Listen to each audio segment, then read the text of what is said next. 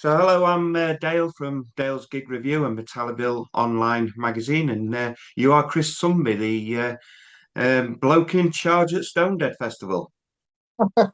Yes, one of the founder members of the team, CEO of Stone Deaf Productions. So a little bit of responsibility on top of everyday life. Just a little bit. Just a little bit. It's a nice hobby. It's a nice hobby. Yeah. How much of your life does this hobby take up? A considerable amount. Sometimes it takes up more than it should, but it's all for the greater good. I mean, with everybody who's involved with Stone Dead, from the myself to the directors like Neil and Louise, down to the management team of like Dowie, Toomsy, Steve Bendel, Dave Bush, Claire. It's it takes up a considerable amount of time just to sort of get things moving, and then more so when they do start moving. Obviously, there's various obstacles come up through the course of the year, which you've got to drop a lot of things for to make sure that the beast and the animal, which is Stone Dead, continues to do its thing. It would be nice if we could do it as a full-time job, but it's just I think the pressure would then become tenfold because you're relying on this to make sure that you've got a roof over your head, and I wouldn't fancy that at all. So, yeah, it's good fun, but it's hard work. Yeah. Well, I can imagine the stress is considerable. I mean, you can't tell you look good for 26. I'm 22. Yeah. Yeah, so I can imagine it being very stressful. I've been on a lower level. I've been involved before in putting on gigs, and I could see what toll it took on the on my boss, and I were in charge of stewards, Oh, and it was very stressful but very enjoyable. it is. It's the sense of achievement after you've done something.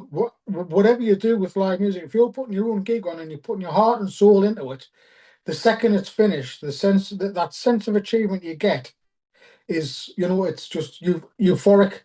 I don't think if if you could bottle it and sell it, you'd make a lot of money. A couple of years ago, I was talking to Mikey from Steelhouse, and it was just after they had done their post-COVID gig. So it was one of the very few festivals what happened after COVID. And his words were, if you like walking around the arena on Sunday with the sun blazing and the atmosphere was just electric, if you could bottle it and sell it, you'd be a very wealthy man. And it's like, and I think that's generally the feeling a lot of people get when they put the heart and soul into something which they're so passionate about, and it succeeds. You'd like to be able to bottle that and make a lot of money from it, but unfortunately, you can't.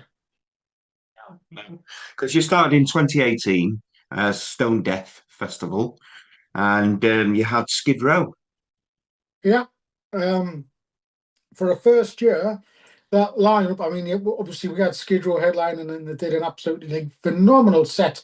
ZP was on fire. The rest of the band were just amazing. They opened up with one of my most favourite songs of all time, which was Slave to the Grind. But then you've got the Choir Boys. We had Wolfsbane, Massive Wagons, Anvil, Graham Bonnet, Chrome Molly, Fallen Mafia, and Hand of Dimes. I mean, for a first year, that lineup, looking back, we were punching. No doubt about it, we were absolutely punching. Was that the first festival you'd ever been involved in? I used to do a 2-day festival in Sunderland. Um, so I got my teeth into that. And then before that, I used to deal with the Students' Union and book bands for them when I was a student. So there's always been like an interest in doing that sort of thing. But Stone Deaf in 2018 was the biggest, most stressful experience I'd have ever had. And I think Neil and Louise and Dowie and Toomsy and Steve and Dave Bush and Jenny, who was looking after press at the time, they'll have been exactly the same. It was just, we're kind of like venturing into the unknown.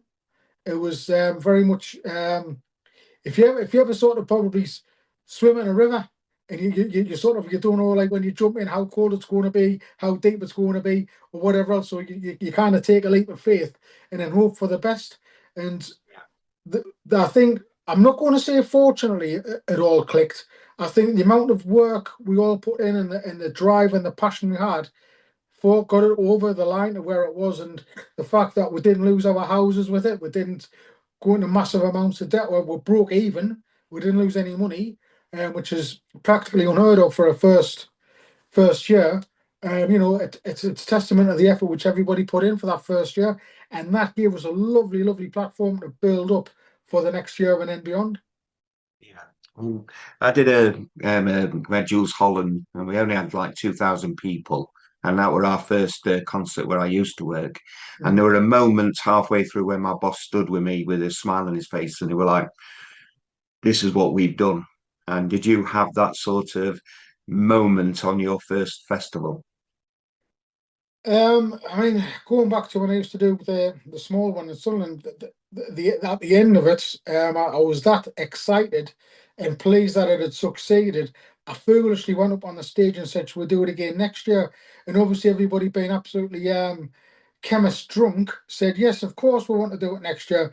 And then that was it. You kind of like you put your sword into the ground and you've got to die by it. With Stonedead, it was exactly the same. We kind of committed from the August onwards that we'll do a 2019. Um, and I think once the gates opened and we got the first bands on stage, we kind of knew that things were working to a relatively successful level. And then once Skid Row came on stage, I was stood with some friends, and the second they kind of opened up with the Slave to the Grind, that sort of dun, dun, dun, dun, dun, dun, Yeah. that was I was like just floods of tears, I was like, oh, gee, me. And then driving home, it was a case of they're so ecstatic and chuffed that we'd pulled it off. And then it was a case of like, oh, bugger, we've got to do it again next year. And how are we going to match it? And what can we do to, like, what are we going to do for next year? And obviously the plans got put in place for it, and it worked quite well. So it's just the feeling of satisfaction, as I said earlier on, and the achievement is just, it's priceless. The MasterCard and Visa couldn't buy you that feeling. It's just beyond any kind of like monetary value. Safe to say you enjoyed it Very much so, yes. Yeah, because as the legend goes, I will read this. A group of veteran rockers who would spend every year throughout the 80s and 90s at the Monsters of Rock wanted to recreate a cheap and one stage festival. And you're still doing that because at the beginning it was £50 for the arena entry. I think we've climbed up to about it's £75. Um, £75 for arena. So obviously, I mean, we're 8 years in, so we're trying not to go too high with the prices. But the first year cost around £75,000 to put on, and in 2025 it costs around about £350,000. So that's a bit of an increase. Yeah, yeah, But as someone, if you saw what we did the first year to what we're doing now, the stage is twice the size. The arena's got a lot more facilities in it. The toilets the first year were a couple of grand. We're spending £25,000 on toilets now. So it's yeah. what we're making with the increases in tickets and attendance. It's paying for the extra facilities. Because it's always been at the Newark Showgrounds. Yeah, it's Um, the venue is fantastic, and the staff who run it are out of this world. They bend over backwards to accommodate us. They're very supportive in what we do. Um, to a point that they let us get away with a lot of things. They just anything we want really we get. yeah, But they know that what we take, we give back double. They do very well from us. So it's a nice partnership, and hopefully it'll continue to be successful for many years to come. yeah. So you had obviously when you were starting, you were thinking of different places. How soon did you think of Newark, or was it always planned that way? I mean, I think going back, I mean, obviously when you're kind of going in and you're all naive and you sort of living the dream, the obvious choice was to do it at Castle Donington. But that was quickly sort of knocked out of the park because it was just not going to happen. And yeah, it's just the original plan for Monsters of Rock. When you read Morris's sort of notes, was they were looking at somewhere central in the UK, which was close to train lines and the national motorways and airports. And Newark, you're right on the East Coast Main Line. It's Yeah. right on the A1. You're not a million miles away from an airport. You're quite easy to get to from London, Nottingham, Birmingham, in the northeast, Scotland to a degree, So the location lended itself, and the fact that when you look at the layouts and the facilities which the showground can offer, it saves a lot of like Clarkton because a lot of the fencing's in place. The arena's pretty much there for you all year round. So yeah, it just was an obvious choice in the end. Yeah. It's and it's just worked, and every year we'll tweak what we do there, and it just yeah, just hopefully as a ticket buying fan, you'll see the improvements we're trying to do every year and trying to make it better for the people who are coming with who are buying the tickets and backing us. So yeah, it's a good venue, and hopefully every year we'll tweak it and make it that little bit better. Because you sold out extremely quickly this year, and didn't you sell out last year rather fast?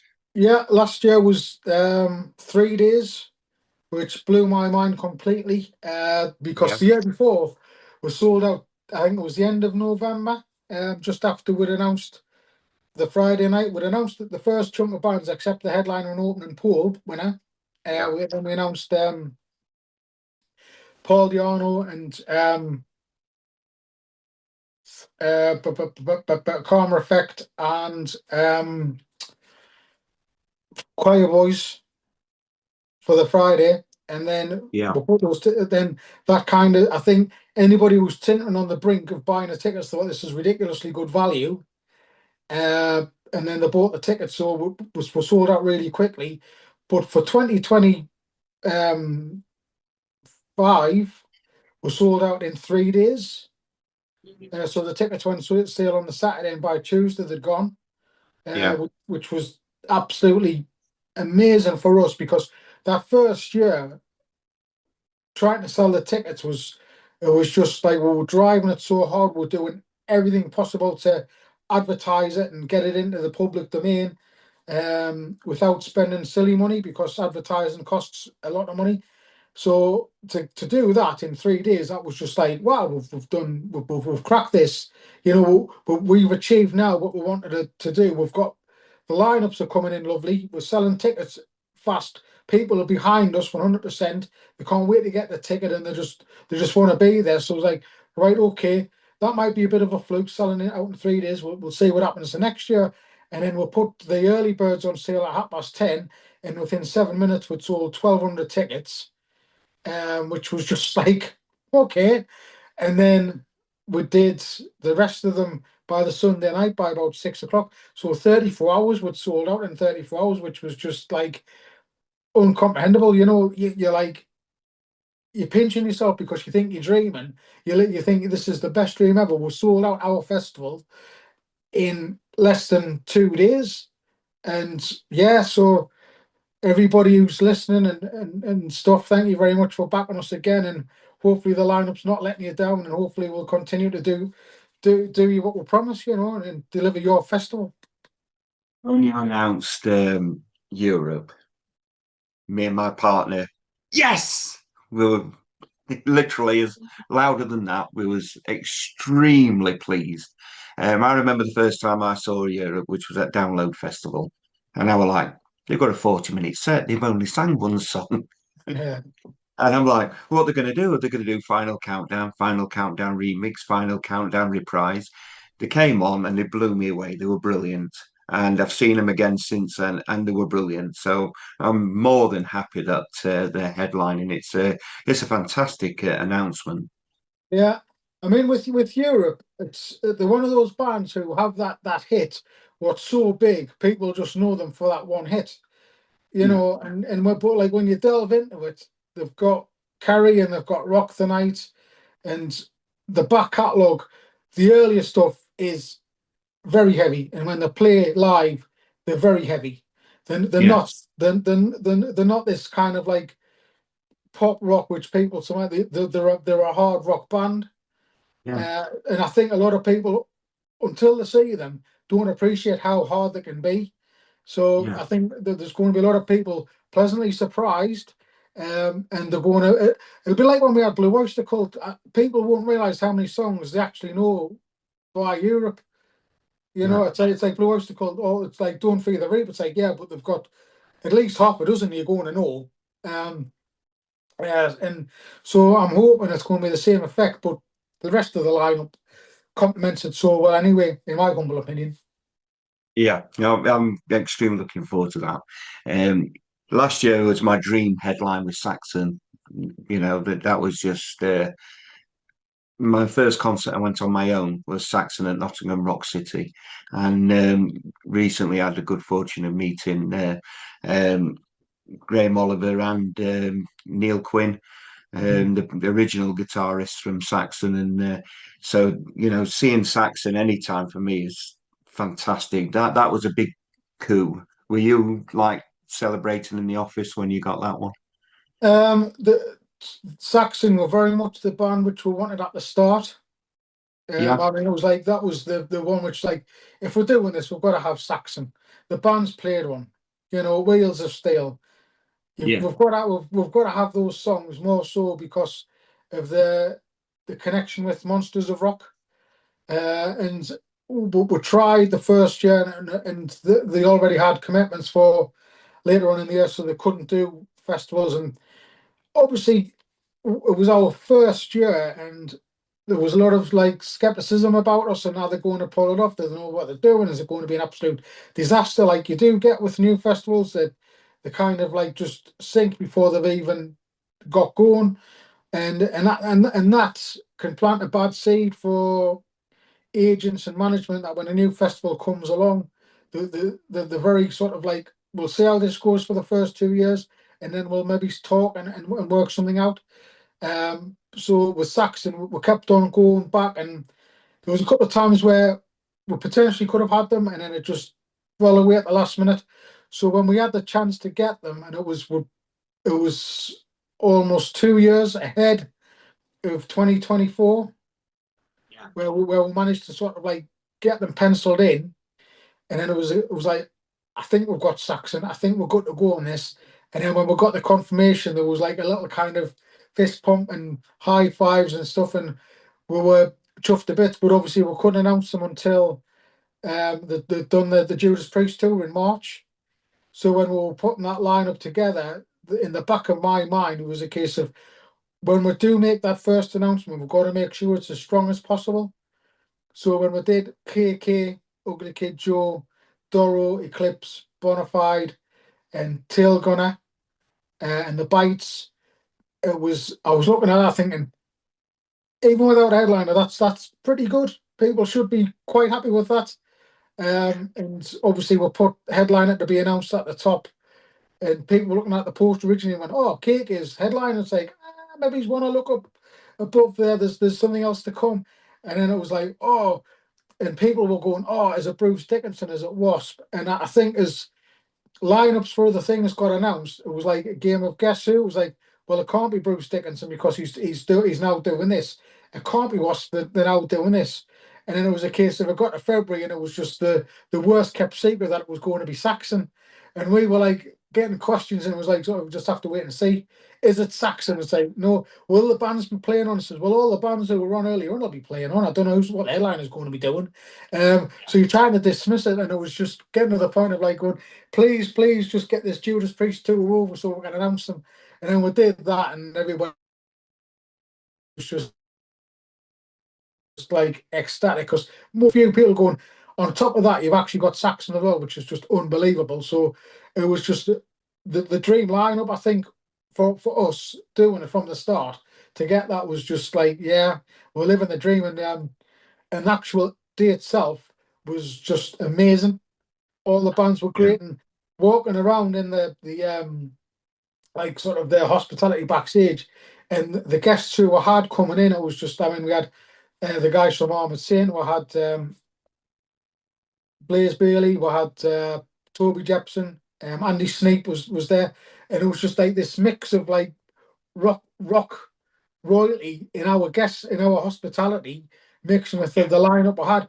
And like, some of the bands were inviting guests who were coming in from abroad, and like, and it was just surreal. It was like, for a fan, which is what we are first and foremost, seeing all of that was just, if you told us that's what we were going to be doing in 2025 at the very start, we would have sort of said, like, you're taking some kind of narcotics and maybe lay off them and have alcoholics before bed, because that's never going to happen to us. We're just not going to be that successful. And then there we were, we did it, and it was just amazing. How close were you to the Wayne's World moment? We're not worthy. Oh, Christ, we did that in 2018 with Skid Row and Choir Boys and Wolfsbane. It was just like, just fanboy moments where, I remember being stood in the bit where the bands check in, and the artists are all coming in, and Yeah. Jace from Wolfsbane, it was walking in, and there was a lady came, and she says, "Oh, I just need some bits and bobs." And I was like, "If you wait 5 minutes, Jace from Wolfsbane's going to come in any second now, and you maybe he's got a photograph." And she went, "That's my husband." So I mean, that first year we were just kind of like just full of like, the fan emotion of like, we've got all of our idols coming in, and then, the as we kind of like got through the day, they were having conversations with us as if we were like on the same level with them, and they were asking us questions about the festival. And I was stood with the guys from Skid Row, and they were genuinely interested in as to like how we'd gone about putting it together. And then I showed them a photograph of me at Monsters of Rock in 1992, where they were on stage in the background, the 14-year-old me, and they were just like, "Oh my God!" And I was like, he's like more chuffed at this photograph than I am. It's just, and at that point, you kind of realize that when you hear people say rock stars are just normal people, at that point, it was a case of they are, and like the majority of them are genuinely as passionate about the music as you are, and more so, a lot of them are like still huge fans of it all. So when there's bands coming in who they're fans of, they're just as fanboyish as us. It's crazy, but it's just Oh, brilliant. it's an amazing thing. Yeah. Because you did your Friday night party. What in first time in 2019 where you did your Friday night party with MMH Radio? 2018, we did it with Total Rock. Okay. Yeah, yeah, and we had Thea, New Generation Superstars, and Unknown Refuge. Right. Indoors, we did it indoors, where we used for hospitality. So we had to get that set up with a stage, get I think 600-700 people in and out, and then the hospitality team had to set up for the bands the next day. So, and then 2019, we did it like an indoor one with just a disco with no bands. And then 2021, because of COVID, and as a way of saying thank you, we did it on the Friday night outside, and we had Wayward Sons, Stop Stop. We should have had Massive, and in the end, we ended up with uh, Cats in Space, and then we got the Hot Damn on as well. Yeah. So we put four bands on as a thank you, just for people supporting us during COVID. Yeah. And we kind of took a step back and thought, you know what, this is beneficial, because one, it helps us get everybody in on the Friday, so they camped, they parked. It gives us a run through with the tech to make sure that's working, and any niggles can be ironed out. And we've got a dress rehearsal for the arena. So the next show is a case of, should we do that again and see if like there's a company will come in, or like a sponsor will come in. And MMH came in for 2022, and then 2023, and then we've had Mercy Whiskey come in with Planet Rock. So it's a nice little warm up, but it benefits us because we get everything tried and tested, and if there's anything not quite working right, we can iron it out, and it's good to go for the Saturday. 'Cause it's sort of marketed as if it's a separate entity altogether. But I mean, I'm assuming it's still you who are booking the bands and Um, I mean, this year we're working with Earache, so Earache have basically give us their kind of roster and said we can do this, this, and this, which we've said, yeah, that works for us. Obviously, yeah, Kit and Valentina, we spoke to them after they played in 2022, and they said, we'd like to come back as soon as possible. And I was like, well, we've got a 5 year gap, but maybe we could work with the sponsors, partners to do the Friday. So we've got them yeah, doing the Friday with Anti Nowhere League and the Kings of Thrash, and that'll be that's a nice little gig in itself. yeah, yeah. This year, sorry, next year, you've got one of my idols, the Megadeth bass guitarist Dave Ellefson, on the Friday. So that's a bit of thrash metal you've got going on. And you always seem to be like on the rock, heavy rock, tinkering a bit with the heavy metal, going on to like Saxon, that sort of thing. This is thrash metal.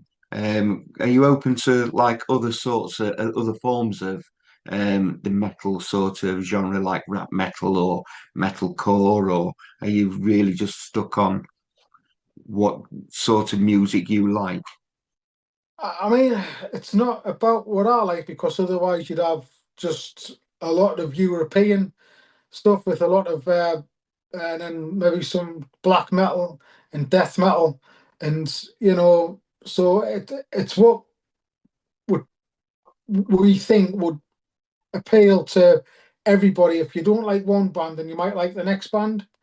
And Yeah, if you don't like that, well, hopefully what we've got later on will appeal to you. I mean, we've got the damn truth for after Crowbot and then before Armored Saints. So, I mean, you've got like a nice little diverse mix there.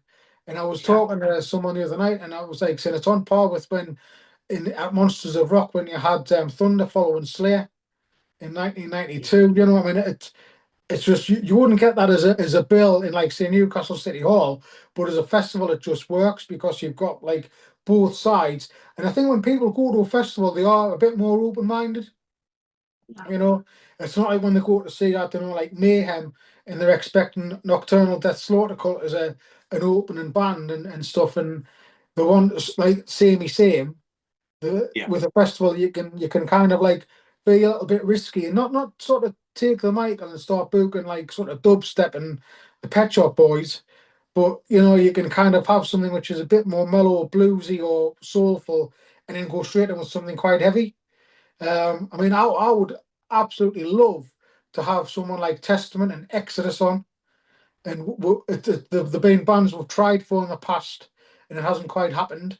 I mean, when I get asked like, who would your ideal headliner be, and I'd say, well, realistically, I would love a Monomath.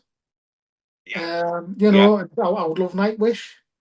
I mean, in an ideal world, if I was a billionaire, I'd love Iron Maiden, and I would love, like AC/DC, yeah, and so it's. But realistically, Monomath and Nightwish would be good for us. But going down the rest of the bill for the special guests in the undercard, we always try to mix it so it's not the same stuff throughout the day. You are going to get a bit of a mix, and let's be honest, people do need a wee, and they need to go for sunlight, so they need that sort of like band where I'm not too keen on them. This is where I take me break, and then you'll get people who are just absolute connoisseurs of rock and metal, and they're like, I don't know when I'm going to take a break. It's like, well, you're just going to have to pee in a bottle and launch it like old school. Actually, yeah. boys and girls, don't do that because it's wrong and it's naughty. God. The worst one was for me was at a download festival, and he weed in a bottle, and he threw it, and he didn't put the lid on, so it showered that way, and it showered that way. Fantastic. I mean, Monsters of Rock, you used to get them in half-gallon containers, and you used to get like probably I don't know like 300 mil in the bottom just to give it a bit of weight. And then you used to see people swinging it like that, and then it would just like be like a pendulum, and then it would just get launched in the air by 100 foot, and the trajectory would take it sort of back 25 meters, and you just be looking and thinking, right, it's lost momentum, it's coming down, and then by the time it hit the ground, everybody was showered in. What you'd hope was one beer. And a lot of times it wasn't. I remember being at, I think it might have been Sonosphere, um, Yeah, and there was a couple of bottles came over, and there was a couple like some young kids in front of us, and every time a bottle came over, they were like going, "Oh no, that was piss," and it's like, "Ah, that wasn't piss, it was too cold." And then about 10 minutes later, this other one came over, and I was like, "That one was piss," and I was like, "Oh, I can tell because it was a lot warmer," and it was like, "Ah." It's like get used to it because it's going to happen a lot more in the next 20 minutes. And sure enough, yeah, it was just like, and as I say, most of it was soft drinks and water and beer, but yeah. the If you're occasional lucky. was a bit too warm. Yeah, if you're lucky.